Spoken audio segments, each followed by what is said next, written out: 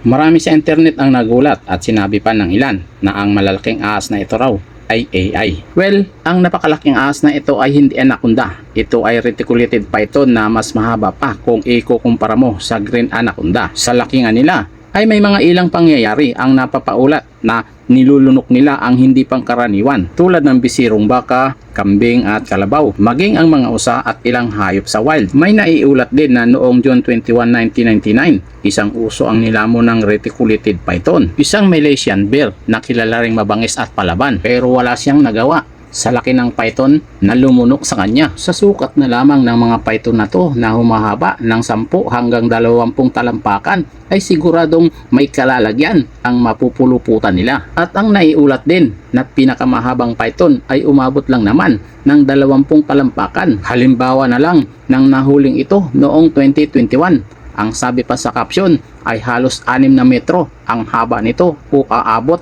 ng 22 feet. Dagdag pa sa kaalaman, iba ang pagkakahulma ng pangil nila. Sa halip kasi na pantay-pantay na patuwid ay papasok ang tusok nito na tinatawag na aglucus teeth. Kaya kahit pilitin na kumawalan ng biktima ay mahihirapan dahil sa tulis na hindi na talaga makakaalis kung sino man ang kanyang lulunukin. Ang ahas naman na to ay isang makamandag na lowland ambush predator na kilala bilang isang notorious dahil sa kulay nito na nag-uugnay sa kulay ng kapaligiran. Dagdag pa rito, ang kagat ng pit viper ay nakakamatay o maaring maging sanhi ng pagkakaroon ng hemotoxin venom, isang lason na maaring sumira sa red blood cell ng isang taong biktima nito. Nagdudulot ng pamamaga, matinding sakit at maaring makasira sa tissue sa paligid ng kagat. Kung ikaw o kilala mo ay natuklaw ng pit viper, agad na lumayo sa ahas para hindi na maulit ang pagtuklaw. Bagamat ang pit viper ay hindi kasing tindi ng cobra, ang kagat nito ay maaari pa ring maging fatal. Depende sa immune system, kalusugan ng biktima at daming nailabas na kamandag nito. Ito naman ay away ng isang bayawak at isang rat snake. Ang tanong, sino kaya ang mananalo sa kanila? Ang bayawak ang karaniwang nananalo sa laban kapag nakakaharap nito ang isang rat snake.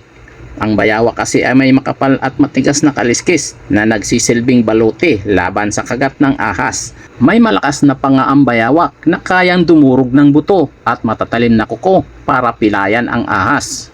Samantalang ang rat snake ay isang non-venomous na ahas.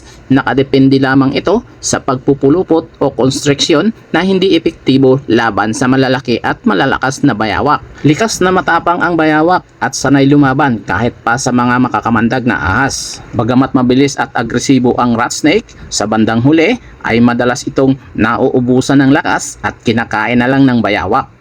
Ang bayawak ay mayroong sariling kamandag. Ayon sa mga eksperto, ang kamandag nito ay natural na naglalaman ng mga protina at enzymes tulad ng serotonin at helodermin na magpapababa ng presyo ng dugo at magdudulot ng pamamaga. Bagamat may kamandag, hindi ito nakakamatay sa tao. Ang pinakamalaking banta kapag nakagat ka ng bayawak ay matinding infeksyon dahil sa iba't ibang uri ng bakterya na nasa bibig nito.